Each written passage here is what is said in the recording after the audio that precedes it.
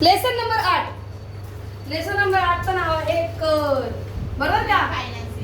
8 number हा मराठीतला नाही काढायचा, इंग्लिश मधला काढायचा. 8 नंबरला म्हणतात पब्लिक फायनान्स इन इंडिया.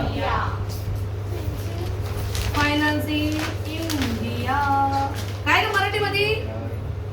भारतीय सार्वजनिक वित्त व्यवहार. हो, भारतीय शॉर्टकट सार्वजनिक वित्त व्यवहार. संपलं. भारतीय सार्वजनिक वित्त व्यवहार म्हणजे finance in India. Which finance? Public finance. आपलं घर चालतं ते कुठं ते? आपलं घर जेव्हा चालतं तर आपल्या घरात खर्च होतात. घर चालण्यासाठी, खर्च होण्यासाठी घरात उत्पन्न आलेलं गरजेचं आहे. तसं आपला देश चालणार आहे तर देश चालणार तर देशासाठी खर्च करणार, खर्च करणार तर देशाला त्यासाठी उत्पन्न पण लागणार. मग देशात आपला देश चालण्यासाठी पैसा येतो कुठून आणि पैसा जातो कुठून हे आपल्याला शिकायचं आहे. कोणत्या लेसन मध्ये? Public finance in India. भारतातील सार्वजनिक वित्त व्यवहार सगळं शिकवून झालेलं आहे. तुम्हाला घरी जाऊन सगळं वाचायचं आहे, अभ्यास करायचा आहे. पेपरला एक दिवस पण गॅप नाहीये. ही हा बंद. ओके. आता प्लीज माझ्याकडनं जेवढं जमेल तेवढं तुम्ही करणार आहे तुमची रिव्हिजन. जे नाही जमणार ते तुम्हाला काय करावं लागेल? घरी करावं लागणार आहे. आणि तुम्हाला मी ऑलरेडी बोललेली आहे की लेसन तुमचे पहिले 3 खूप इम्पॉर्टंट आहे. त्यानंतर 6, 7, 8 हा सुद्धा इम्पॉर्टंट लेसन आहे की नाही? म्हणजे याचा अर्थ इतर लेसन्स मधले ऑब्जेक्टिव्ह तुम्हाला करायचे आहेत. चालू आहे का रेकॉर्डिंग? हो. तिला थांबव 1 मिनिट. पब्लिक फायनान्स सार्वजनिक वित्त. सगळ्यांचं लक्ष इकडे. फोन ठेवा बाजूला प्लीज. पब्लिक फायनान्सची आपल्याकडे एक डेफिनेशन आहे. Oh no. डेफिनेशनचं नाव काय? अय माकडांनो, फिनले श्रीरस. डेफिनेशन पण दिली आहे फिनले श्रीरसने. काय म्हणते त्यांनी? Public finance is a study of principle underlying the spending and raising of funds by public authorities. Public authority पैसे कुठं स्पेंड करते, कुठून रेज करते. म्हणजे सार्वजनिक वित्त व्यवहार ही नाही, सार्वजनिक वित्त व्यवहार याचा अभ्यास कशाची निगडीत आहे? तर सरकारला काय म्हणले का त्यांनी? निधी खर्च करणे. सरकारचा निधी खर्च करणे आणि उभा करणे या बरोबर याबाबतच्या तत्वांचा अभ्यास करणे म्हणजे सार्वजनिक वित्त व्यवहार होय. कोणाचा? सरकारचा. निधी खर्च करणे आणि निधी उभा करणे. Spending and raising. स्पेंडिंग म्हणजे खर्च करणे, रेजिंग म्हणजे उभा करणे. यांनी इथे लिहिताना सगळ्यात पहिले स्पेंडिंग क्यों बोला? अरे लिहिताना इथे सगळ्यात पहिले स्पेंडिंग म्हणजे खर्च करणे असं का म्हटलं? कारण ना आपण काय करतो रे, आधी अंतरून पाहतो आणि मग पाय पसरतो. पप्पांचं इन्कम किती आहे मग खर्च ठरवतो. पण सरकारचं तसं नाहीये. सरकार पहिले पाय पसरवतं आणि मग उत्पन्न, मग अंतरून. म्हणजे इधर मैं धरू. सरकार पहिले खर्च ठरवतं आणि मग किती उत्पन्न कुठून काढायचं ते ठरवतं. अभि इकडे मी चला मग. तर सरकार देश चालवतं. तर देश चालवताना सरकारला 2 प्रकारचे कार्य करावे लागतात. हा आपला डिस्टिंग्विश बिटवीन मधला एक question. Obligatory functions and optional functions. शासनाचे कोणते कोणते कार्य? बरोबर. सक्तीचे कार्य आणि ऐच्छिक कार्य. हा तिकडे कोपऱ्यात सक्तीचे कार्य आणि ऐच्छिक कार्य. हे बघा ना, जुन्या काळात राजांच्या राजवटीमध्ये पण सुद्धा सक्तीचे कार्य केले जायचे. साहित्य पुस्तकामध्ये कंपल्सरी फंक्शन्स. ओके. काय ते compulsory function? Protection from external attacks and maintaining law and order. देशात कायदा आणि सुव्यवस्था निर्माण करणे आणि परकीय हल्ल्यांपासून संरक्षण करणे हे 2 सक्तीचे कार्य आहेत. कोणाचे? सरकारचे. कळलं का? पुस्तकात वाचून सांगा. हो. आणि मग आहे ऐच्छिक कार्य, सरकारचे optional functions like providing various services to the society for welfare of the society.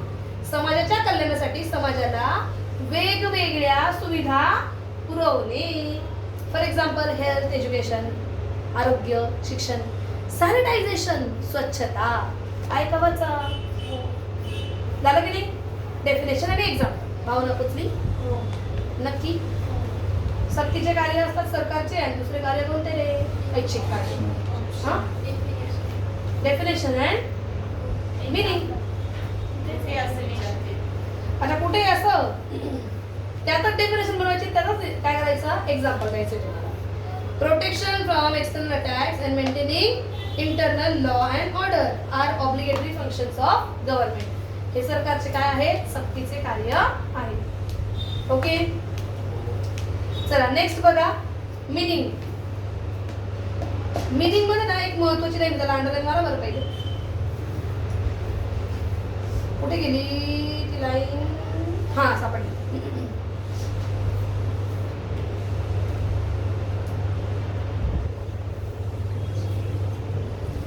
ठीक आहे त्यांना बघा. आता बघा पब्लिक फायनान्स आणि प्रायव्हेट फायनान्स, सार्वजनिक वित्त आणि खाजगी वित्त यांच्यामधला फरक स्पष्ट करा. तुम्हाला किती द्यायचे पेपरला, ओनली 2 पॉइंट किती द्यायचे, 2. त्यांनी पहिलं म्हणलंय objective. Public finance is to offer maximum social advantage to the society. समाजाचं कल्याण करण्यासाठी सार्वजनिक वित्ताचा वापर केला जातो. तर टू फुलफिल प्रायव्हेट इंटरेस्ट, खाजगी गरज भागवण्यासाठी खाजगी वित्ताचा वापर केला जातो. दुसरं आहे determination of expenditure. Public finance मध्ये पहिले एक्सपेंडिचर डिटरमाइन केला जातो आणि मग इन्कम डिटरमाइन केला जातो. म्हणजे सार्वजनिक वित्तामध्ये सगळ्यात पहिले खर्चांचे मार्ग शोधले जातात आणि उत्पन्न मग मोजलं जातं, उत्पन्न उभं केलं जातं. तर मात्र प्रायव्हेट फायनान्स मध्ये थोडं उलट आहे. Private finance individual consider first income and then determine volume of expense. Individual व्यक्ती, खाजगी व्यक्ती पहिले उत्पन्न किती येतं ते बघतो आणि मग खर्च कुठे कुठे करायचे ते ठरवतो. कळलं. नेक्स्ट क्रेडिट स्टेटस, मार्केट मधलं पतस्थिती. गव्हर्नमेंट कर्ज घ्यायला गेलं, गव्हर्नमेंटला कोणी पण कर्ज देतं. So government has high credit status, but private finance has low credit status. Credit status कसं आहे, लिमिटेड आहे, कमी आहे. आणि पब्लिक फायनान्सचं मात्र ते कसं आहे, हाय आहे. कळलं का. नेक्स्ट आहे right to print currency. Government can print currency, individual can not print currency. अरे नोटा छापण्याचा हक्क हा फक्त शासनाला आहे, वैयक्तिक व्यक्तीला नाही. Next elasticity of finance. ऐका ना, तुमच्या पप्पांनी ती होम लोन घेतलं एका बँकेतनं, नाही पटलं दुसऱ्या बँकेत गेले, नाही पटलं तिसऱ्या बँकेत गेले. पॉसिबल आहे का, पण ये गव्हर्नमेंट के लिए पॉसिबल है की नाही, है की नाही. म्हणून त्यांनी दिलंय public finance is more elastic आणि private finance is less elastic. कळलं का. सार्वजनिक वित्त हे जास्त लवचिक असतं, तर खाजगी वित्त हे कमी लवचिक आहे, त्यात लगेच बदल करता येत नाही. कळलं. Next last effect on economy. अबे गव्हर्नमेंटने लोन घेतलं, सगळ्यात मोठा परिणाम पडेल अर्थव्यवस्थेवर. आपण घेतलं तर मार्जिनल इफेक्ट नगण्य. त्यांनी दिलंय बघा मार्जिनल इफेक्ट, नगण्य परिणाम. कोणी घेतलं तर खाजगी वित्ताचा. आणि सार्वजनिक वित्ताचा मात्र प्रचंड प्रमाणामध्ये परिणाम अर्थव्यवस्थेवर पडतो. भावना कुठली का, येस ऑर नो. हे होते पब्लिक फायनान्स आणि प्रायव्हेट फायनान्सचे डिस्टिंग्विश बिटवीन. चला खाली. सरकार पैसे कुठून उभे करतं, कुठे कुठे खर्च करतं, याची मी तुम्हाला काय करते, रिव्हिजन देते आहे, है की नाही. चलो सबसे पहिले सरकार खर्चा कहाँ कहाँ करता है. पहिला सरकार खर्च करतं रेव्हेन्यू एक्सपेंडिचर, दुसरा कॅपिटल एक्सपेंडिचर, तिसरा डेव्हलपमेंटल एक्सपेंडिचर आणि नॉन डेव्हलपमेंट एक्सपेंडिचर. महसुली खर्च, भांडवली खर्च, विकास खर्च, विकासेतर खर्च. ओके एक्झाम्पल देते, इकडे बघा ना. पोलिसांची सॅलरी, कोणाची, पोलिसांची सॅलरी आणि रिटायर झालेल्या पोलिसांची पेन्शन सरकार को हर साल देनी पडेगी. हर साल ना, म्हणजे प्रॉफिट अँड लॉस चार्ज होणारे आयटम्स दरवर्षी करावाच लागतो. त्याला म्हणतात महसुली खर्च, रेव्हेन्यू एक्सपेंडिचर. कळलं का. Yes hello. डॅम्स बांधले, डॅम्स. सरकारने डॅम बांधले, धरणं बांधली. आता रे हा आहे भांडवली खर्च. हर साल करोगे क्या, थांबो रे. डॅम्स बांधले, कॅनल्स बांधले, हा खर्च 1 वर्षाचा आहे का, एकदा केला का हा खर्च बऱ्याच वर्षासाठी चालणार आहे, त्याला म्हटलं जातं तुमच्याकडे कॅपिटल एक्सपेंडिचर. काय म्हणता? Capital expenditure. आणि हा रेव्हेन्यू एक्सपेंडिचर. भावना पोचली? हो. अजून एक आशा काही माहिती ना, आशा सेविका. आशा सेविकांची सॅलरी दिली, हा आपला काय आहे? रेव्हेन्यू एक्सपेंडिचर, महसुली खर्च. इकडे बघा हे. आणि सरकारने ना ते मुद्रा लोन योजना काढली. कसली? मुद्रा लोन. हा सरकारचा कोणता खर्च? कॅपिटल एक्सपेंडिचर है ना, भांडवली खर्च. मान्य तुम्हाला? येस. मग इकडे बघा ना, पोलिसांना दर महिन्याला सॅलरी दिली, काही डेव्हलपमेंट होती का? म्हटल्यावर हा काय? नॉन डेव्हलपमेंट एक्सपेंडिचर, ज्यातनं अर्थव्यवस्थेत कोणताही विकासात्मक बदल घडत नाही. पण डॅम बांधले, येस, ऍग्रिकल्चर प्रोडक्शन वाढणार आहे, तिथं डॅम बांधले गेले, त्याच्यामुळे पाणी मिळणार आहे लोकांना. म्हणजे इथं हा काय आहे? Development expenditure. भावना पोचली? येस. आता बघा आशा सेविका, या ज्या आशा सेविका आहे ज्यांची सॅलरी दिली गेली दर महिन्याला दर वर्षाला, या आशा सेविका काय करतात? ते बालमृत्यू दर, जन्म मृत्यू दर जो आहे, किंवा माता मृत्यू दर, कुपोषित बालक होऊन मुलं मरतात, या सगळ्या गोष्टींवर त्या कंट्रोल करू शकतील. म्हणजे यातनं विकास घडतो आहे. हा खर्च कोणता होता तुमचा? महसुली खर्च है ना, रेव्हेन्यू एक्सपेंडिचर. पण त्यात पण एक आहे नॉन डेव्हलपमेंट आणि एक डेव्हलपमेंट. हा आहे, हा काय? डेव्हलपमेंट एक्सपेंडिचर, भांडवली खर्च. पण हा बघा, मुद्रा लोन, सरकारने मुद्रा लोन दिलं, बदल होईल, काहीतरी चेंज तर होतील ना. This is called as development expenditure. विकास खर्च, विकासच खर्च. मुद्रा लोन दिलं, मुद्रा लोन पुन्हा दिलं तर स्पेशली विमेन एंटरप्रेन्युअर्सला, म्हणजे ज्या स्त्रिया उद्योजक आहेत त्यांना. मग काय होईल रे? प्रगतीच होणार आहे ना. विकास खर्च. भावना पोचली? ज्यातनं विकास होतो त्याला म्हणतात विकास खर्च, ज्यातनं होत नाही त्याला म्हणतात विकास इतर खर्च. जो खर्च वर्षानुवर्षांसाठी केला जातो त्याला म्हणतात भांडवली खर्च, आणि जो दरवर्षी करावा लागतो महसुली खर्च. हर साल करना पड़ता है, एव्हरी इयर रेव्हेन्यू एक्सपेंडिचर. जो एक्सपेंडिचर आपल्याला लॉंगर पिरियड साठी करावा लागतो कॅपिटल एक्सपेंडिचर. ज्यातनं डेव्हलपमेंट होते डेव्हलपमेंट एक्सपेंडिचर, ज्यातनं होत नाही तो नॉन डेव्हलपमेंट एक्सपेंडिचर. एक जण मला म्हणते मॅम डेव्हलपमेंट होती म्हणजे काय? प्रोडक्टिव्हिटी वाढतीये, डेव्हलपमेंट एक्सपेंडिचर. प्रोडक्टिव्हिटी वाढत नाहीये, नॉन डेव्हलपमेंट एक्सपेंडिचर. मराठी वाले, उत्पादकता वाढतीये, विकास खर्च. उत्पादकता वाढत नाही, विकास इतर खर्च. भावना पोचली? कळलं? हे फरक स्पष्ट करायला येतं. काय? वर्षानुवर्षासाठी जो खर्च केला जातो त्याला भांडवली खर्च म्हणतात. हे सगळं जे काय आहे ना मी बोलतीये, हे सगळं इथे मागे आहे की तुम्हाला एक्सप्लेन केलेलं. इसका तुम लोगों को डेफिनेशन एंड एग्जांपल, ऐसा फर्क स्पष्ट करा में लिखने का है, तो घर पे जाके अच्छे से पढ़ना है. समझलं का? नक्की आ जाओ पीछे, एक बार देख लो उसको. डे टू डे फंक्शन, मी म्हणलं ना वाचा तेव्हा वाचनच करा. 2-3 दिवस जसं बर्डन देईल ना तेवढं करा, नंतर काही फरक पडला नाही तर चालेल तुमच्यावर. डे टू डे गव्हर्नमेंटचे एक्सपेंडिचर्स करायला जो सरकार खर्च करतो that is called as revenue expenditure. Example पण दिलेले, पहिले डेफिनेशन मग example. Example, salary of government employees, pension of government employees. सरकारी कर्मचाऱ्यांचे वेतन किंवा निवृत्ती वेतन. भावना पोचली?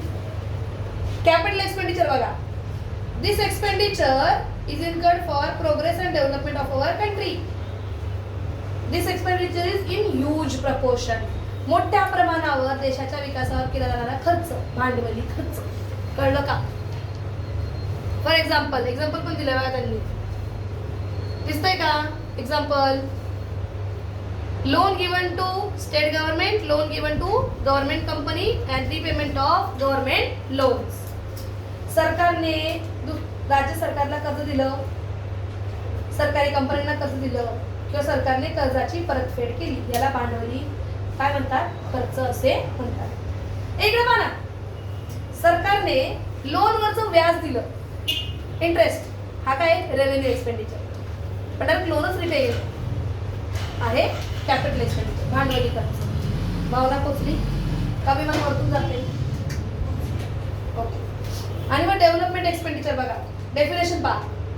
दिले बघा, development expenditure are in productive nature, जिनमें से काही उत्पादकता होते, प्रोडक्टिव्हिटी वाढते, are called as development expenditure. कळलं का? एक्झाम्पल पण दिले बघा त्यांनी, दिसतंय का examples? Expenditure on health, education and industrial development, social welfare, समाजाच्या कल्याणासाठी, उद्योजकता वाढवण्यासाठी, उद्योगांचा विकास करण्यासाठी, शिक्षण आणि आरोग्यात विकास करण्यासाठी केलेले जाणारे खर्च, त्याला काय म्हणायचं? Development expenditure. कळलं? आणि नॉन डेव्हलपमेंट एक्सपेंडिचर, विकासेतर खर्च, which do not give any productive changes, ज्यातनं काही विकासाचा बदल होत नाही, उत्पादक बदल होत नाही. Non development, विकासेतर. एक्झाम्पल पण दिलंय. पोलिसांना सॅलरी दिल्यावर काय विकास होतोय? आर्मी, नेव्ही, एअरफोर्स यांना सॅलरी दिल्यावर काय विकास होतो? परमाणु, रॉकेट, अणुबॉम्ब यांची सगळ्यांची जे आपण शोध घाला होता त्याच्यातनं काही विकास झाला का? फक्त देशाचं संरक्षण होणार आहे. तो विकास एकतर खर्च, डेव्हलपमेंट नाही, नॉन डेव्हलपमेंट एक्सपेंडिचर. कळलं का? मिशन मंगल नॉन डेव्हलपमेंट, परमाणु नॉन डेव्हलपमेंट. कळलं? येस, हो. हे होते तुमचे खर्चांचे वर्गीकरण. भावना पोचली? आया तो 4 मार्क केली, आया नाही तो 2 मार्क केली. नेक्स्ट पुन्हा या मागेच पानांवर या. हे तुम्हाला मी ऑलरेडी शिकवलेलं आहे, हे शिकवायची गरज नाही, पण तरी सांगते एकदा. हे वाला 8 मार्काचा क्वेश्चन इथे लिहा. पब्लिक रेव्हेन्यू इथे लिहा 8 मार्क. पब्लिक रेव्हेन्यू 8 मार्क का क्वेश्चन. हाँ, ये 8 मार्क का क्वेश्चन आ सकता है. हाँ, ये 8 को भी आ सकता है, नहीं तो 4 नहीं तो 8. ओके. और एक 8 मार्क का क्वेश्चन मैंने बोला था, याद है तुम लोगों को? Reasons of growing public expenditure, गव्हर्नमेंटचं एक्सपेंडिचर, खर्च, शासनाची खर्च वाढण्याची कारण. ते हिरव्याच्या बॉक्सच्या खाली, हिरव्या बॉक्सच्या खाली तो एक. आणि हा एक 8 मार्काला 2 क्वेश्चन मी तुम्हाला सांगितलेले कंपल्सरी. कळलं? याचमध्ये तो 2च क्वेश्चन आहे जे 8 मार्काला येऊ शकतात. ओके, चला.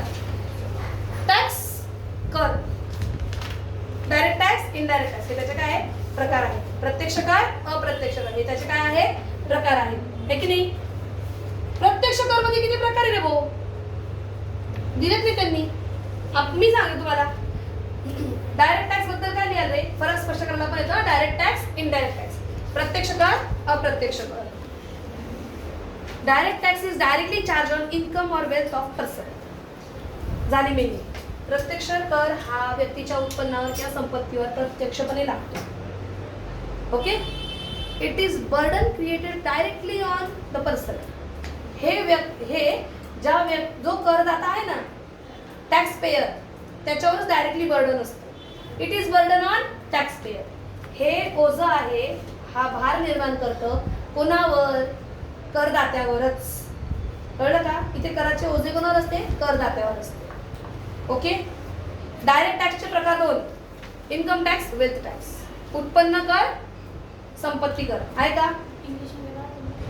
अरे हे सगळं मागे आहे राजा, ये इथे मागे ये. चल, हे बघ इथे बघ, पब्लिक रेव्हेन्यू बघ इथं कोपऱ्यात आहे. हा, इथे. चला या मागे, थोडंसं मागे अजून या. तिथंच अजून मागे जायचं. हा, डायरेक्ट टॅक्स, इनडायरेक्ट टॅक्स. तिथं दिसतोय का प्रत्यक्ष कर? मला इथे दिसतोय प्रत्यक्ष कर, अप्रत्यक्ष कर.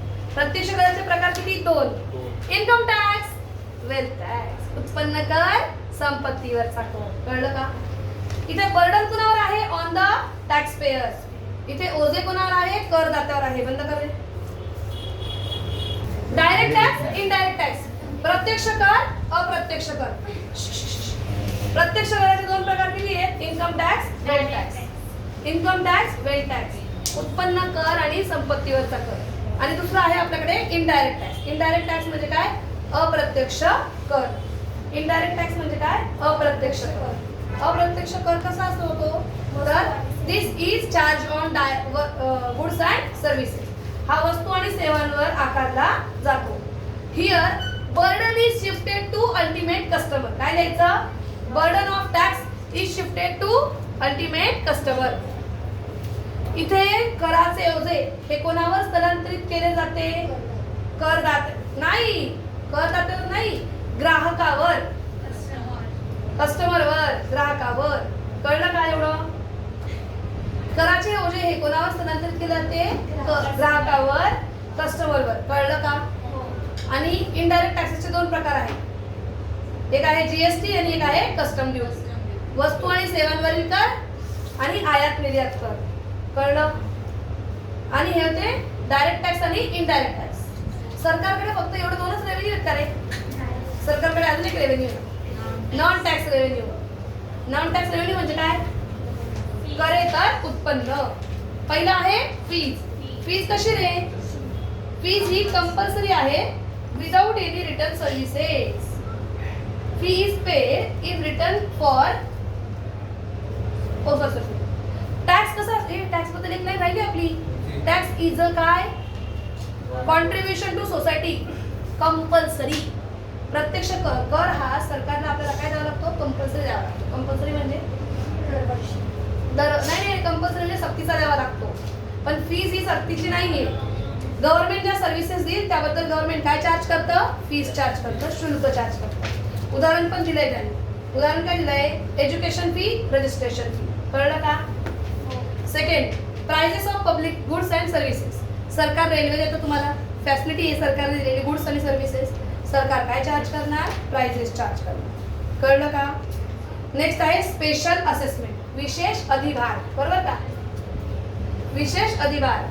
This is payment made by citizens for specific facilities given by government. सरकारने तुम्हाला दिली सुविधा, तुम्ही देणार सरकारला रिटर्न मध्ये. काय देणार बरं? Road tax, water tax, energy tax. कळलं का? वीज बिल, लाईट बिल. वीज बिल म्हणजेच लाईट बिल. आणि काय? रोड टॅक्स, वॉटर टॅक्स, घरपट्टी, म्युन्सिपल टॅक्स. कळलं? नेक्स्ट आहे fine and penalties. It is fine and penalties are charge. कशासाठी चार्ज केले जातात? To public, to discourage them from violating laws and rules. नियम तोडण्यापासून त्यांना परावृत्त करण्यासाठी काय लावलं जातं? दंड आणि दंडात्मक कार्यवाह्या. कळलं? नेक्स्ट आहे गिफ्ट, ग्रँट्स अँड डोनेशन. गव्हर्नमेंटला जनता, इतर कंपन्या किंवा इतर सरकार यांच्याकडून काय मिळू शकतात? Gift, grants and donations. भेटी, देणगी आणि अनुदान. आणि लास्ट आहे, सेकंड लास्ट आहे स्पेशल लेव्ही. स्पेशल लेव्हीला काय म्हणतात? विशेष कर. This is on alcohol goods, अफीम. का बरं? To discourage people from consumption of those goods which are harmful to human body. Human बॉडीला जे हार्मफुल आहे, उदाहरणार्थ काय आहे? अल्कोहोल. अल्कोहोलला काय म्हणतो आपण? दारू. ओपियम म्हणजे अफीम. याच्यावर काय करत जातो? विशेष कर, स्पेशल टॅक्स, स्पेशल लेव्ही. कळलं का? आणि लास्ट आहे बॉरोइंग्स. जेव्हा मम्मीकडे पैसे कमी पडतात, मम्मी मावशीकडनं उधार घेते, उधार बॉरोइंग्स. सरकारला पण पैसे जेव्हा कमी पडतात तेव्हा सरकार काय करतं? बॉरोइंग्स करतं, म्हणजे कर्ज घेतं. कर्जाचे प्रकार किती ते आपण बघू थोड्या वेळानंतर. समजा? बंद करूया.